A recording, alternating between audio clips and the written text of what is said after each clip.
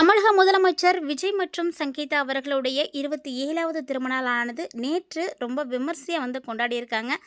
பொதுவாக ஒவ்வொருத்தருக்குமே திருமண நாள் அப்படிங்கிறது ரொம்ப ரொம்ப முக்கியமான ஒரு நாள். அதுலேயும் விஜய் மற்றும் சங்கீதா அவங்களுக்கு ஏன் 27வது திருமண நாள் தானே, இது ஏன் இந்த அளவுக்கு ஸ்பெஷல் அப்படின்னா, கடந்த ஒரு சில வருடங்களாகவே இவங்க ரெண்டு பேரும் பிரிஞ்சு தான் இருக்காங்க. ஸோ சமீபத்தில் அவங்களுக்குள்ள ஏற்பட்ட கருத்து வேறுபாடு காரணமாக சங்கீதா அவர்கள் விஜயை விட்டுட்டு லண்டனுக்கே போயிட்டாங்க. லண்டன் போனதோட மட்டும் இல்லைங்க, டிவோர்ஸ்க்கும் அப்ளை பண்ணிட்டாங்க. ஸோ இனி வாழ மாட்டேன் சேர்ந்து அப்படின்ற மாதிரி. ஸோ நிறைய பிரச்சனைகள் அவங்களுடைய வாழ்க்கையில் போயிட்டு இருந்துச்சு. ஸோ அதை பற்றிலாம் கூட நமக்கு நல்லாவே தெரியும். இருந்தாலுமே கூட இந்த லாஸ்ட் இயரிங் ஆகஸ்ட் மாதம் 7ஆம் தேதி அன்னைக்கு நடந்துச்சு பார்த்தீங்களா, அதுதான் எல்லாருக்கும் ஒரு மிகப்பெரிய அளவில் சந்தோஷத்தை கொடுத்துச்சு. ஏன்னா யாருமே எதிர்பார்க்காத வகையில் ரொம்ப ரொம்ப நல்ல விஷயம் நடந்துச்சு. சங்கீதா அவங்க திடீர்னு எல்லா கேஸையும் வாபஸ் வாங்கினாங்க. ஸோ இதுக்கு என்னடா ரீசன் அப்படின்னு பார்த்தீங்கன்னா, ஜென்சன் சஞ்சய் தான். விஜய் மற்றும் சங்கீதா அவங்களுடைய மகனான ஜென்சன் சஞ்சய் அவர்கள் சமீபத்தில் சிக்மா படத்தை இயக்கிட்டு இருக்காரு. ஒரு சிறந்த தமிழில் இயக்குனராக அறிமுகமாக போகிறாரு. அவர் அவங்களுடைய அப்பாவை பற்றி பேசக்கூடிய அந்த விஷயங்கள் எல்லாம் கேட்டுட்டு, குழந்தைங்களுக்கு அப்பா மேலே எந்த அளவுக்கு அன்பு இருக்குது, மரியாதை இருக்குது அப்படின்றத சங்கீதா புரிஞ்சுக்கிட்டாங்க. ஸோ கண்டிப்பாக நமக்காக இல்லைனாலும் நம்மளுடைய குழந்தைகளுக்காக, அவங்களுடைய ஆசைகளுக்காக நம்ம அவங்களோட இணைந்து வாழணும். எந்த வகையிலையுமே அந்த ஒரு பாசத்தை நம்ம கெடுத்துடக்கூடாது அப்படின்னு அவங்க நினச்சிருக்காங்க. ஸோ அதுக்கப்புறம் கேஸ் எல்லாத்தையும் வாபஸ் வாங்கிட்டாங்க. ஸோ கேஸை வாபஸ் வாங்கின உடனே எல்லோரும் டிசைட் பண்ணிட்டாங்க, ஸோ கண்டிப்பாக இந்த வெட்டிங் ஆனிவர்சரி ரொம்ப சிறப்பாக கொண்டாடிடணும் அப்படின்னு. விஜயுமே கூட இதை தான் எதிர்பார்த்துருந்தார். ஸோ கண்டிப்பாக இந்த வெட்டிங் ஆனிவர்சரி நம்ம நல்லபடியாக செலிப்ரேட் பண்ணணும். அவ்வளோ நாளாக பிரச்சனையால் பேசாமல் இருந்துட்டோம், ஆனால் இனி அந்த தப்பை பண்ணக்கூடாது அப்படின்னு நினச்சிருந்தாரு. இருந்தாலுமே கூட அவர் பார்த்திங்கன்னா முன்ன மாதிரி ஃபேமஸான நடிகர் மட்டும் கிடையாது. இப்போது நம்ம தமிழகத்துக்கே சூப்பர் ஹீரோவாக மாறியிருக்காரு. ஸோ தமிழ்நாட்டினுடைய முதலமைச்சராக பொறுப்பேற்றிருக்கக்கூடிய வகையில் அவருக்கு வரக்கூடிய முதல் திருமண நாள் அப்படின்றதுனால ஸோ கண்டிப்பாக செலிப்ரேட் பண்ணணும் அப்படின்றதுல ரொம்ப எல்லாருமே இன்ட்ரெஸ்ட்டாக இருந்தாங்க. ஸோ டிவிகே தொண்டர்களில் இருந்து, பொதுமக்களில் இருந்து, இவருடைய ரசிகர்கள்ல இருந்து எல்லாருமே இவங்களுக்கு வாழ்த்துக்கள் சொல்லிட்டு இருந்தாங்க. ஸோ எல்லாருமே எதிர்பார்த்தது என்னென்னா, கண்டிப்பாக விஜயோடைய வீட்டுக்கு சங்கீதா ஆகஸ்ட் 25ஆம் தேதி அன்னைக்கு வந்துடுவாங்க அப்படின்னு எதிர்பார்த்தாங்க. ஸோ ஏதோ ஒரு சூழ்நிலையின் காரணமாக சங்கீதா அவங்களால வர முடியல. அவங்க லண்டனில் தான் இருந்திருக்காங்க. ஸோ இருந்தாலுமே கூட சங்கீதா அவங்களுடைய சார்பாக விஜய் அவர்களுடைய வீட்லேயே சின்னதாக கெட் டுகெதர் மாதிரி ஒரு போட்டி அரேஞ்ச் பண்ணி, அவங்க இங்கே வராட்டினாலும் பரவாயில்ல, கேக்கு வெட்டியிருக்காங்க. ஸோ சின்னதாக கேக் வெட்டியிருக்காரு. இவர் இது எப்போ செஞ்சுருக்காருன்னா ஈவினிங் டைமில் தான் செஞ்சுருக்காரு. ஏன்னா மார்னிங் ஃபுல்லாகவே சட்டசபையில் தான் நிறைய வேலைகள் இருக்குது.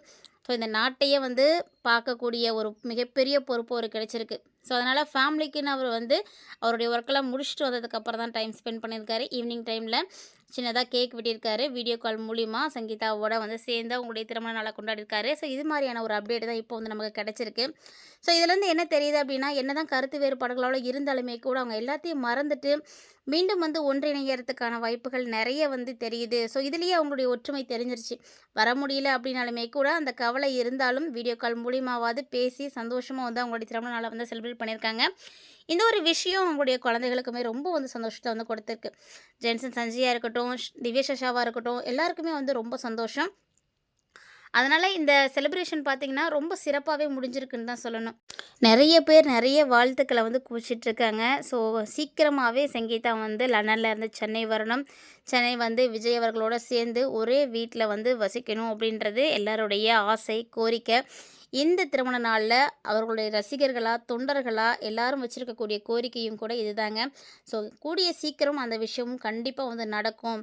என்ன இவங்க எல்லாரும் ஒரே இடத்துல இருந்து ஒரு செலிப்ரேஷனை பண்ணி ஒரு ஃபோட்டோஸ் மட்டும் இன்றைக்கி ரிலீஸ் பண்ணியிருந்தாங்க அப்படின்னா எல்லாருக்கும் செம்ம சந்தோஷமாக இருந்திருக்கும். ஸோ அதை ஒன்று தான் இந்த இடத்துல மிஸ்ஸிங் அப்படின்னு சொல்லலாம். மற்றபடி அவங்களுக்குள்ள எந்த ப்ராப்ளமும் இல்லை. ரெண்டு பேரும் ரொம்பவே சந்தோஷமாக அவங்களுடைய திருமண நாளை செலிப்ரேட் பண்ணியிருக்காங்க.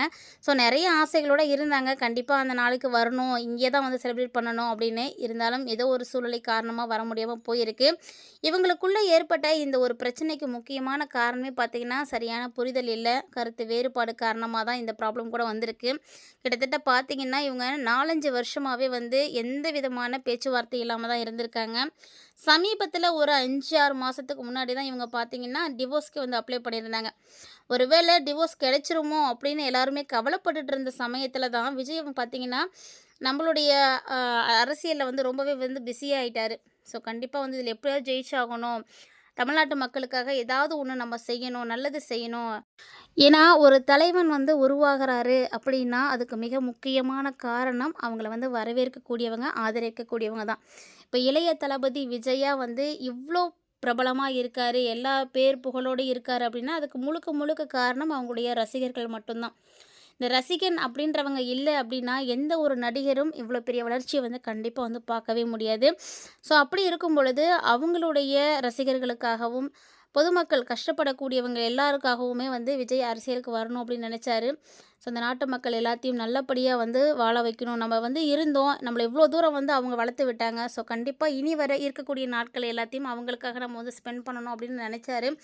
ஸோ அதனுடைய அடிப்படையில தான் அவர் வந்து முயற்சி பண்ணாரு, அரசியலுக்கு வரணும் அப்படின்னு. ஸோ கடவுளுடைய அனுகிரகத்தாலும், மக்களுடைய பேரன்பாலயும் அவர் வந்து இப்போ வந்து முதலமைச்சர் ஆயிருக்காரு. ஸோ முதலமைச்சர் ஆனதுக்கு அப்புறமா நெறைய நல்ல விஷயங்கள செய்துட்டு இருக்காரு. முதலமைச்சர் ஆனதுக்கு அப்புறமா அவர் செலிப்ரேட் பண்ணக்கூடிய ஃபர்ஸ்ட் வெட்டிங் ஆனிவர்சரின்னு கூட சொல்லலாம் இத. ஸோ இத வந்து சங்கீதா இங்க வந்து செலிப்ரேட் பண்ணியிருந்தாங்க அப்படின்னா, இன்னும் ரொம்ப பிரம்மாண்டமா இருந்திருக்கும். அதுதான் நடக்காம போச்சு. அதனால தான் ஒரு சிலருக்கு பார்த்தீங்கன்னா, ஒரு சின்ன ஏமாற்றம். மத்தபடி இந்த ஏமாற்றத்த தாண்டி இவங்களுக்குள்ள இருக்கக்கூடிய இந்த ஒரு நல்ல பாண்டிங் இதில தெரியுது அப்படின்றது, அதுவே வந்து எல்லாருக்குமே வந்து ரொம்ப சந்தோஷத்த குடுக்குது.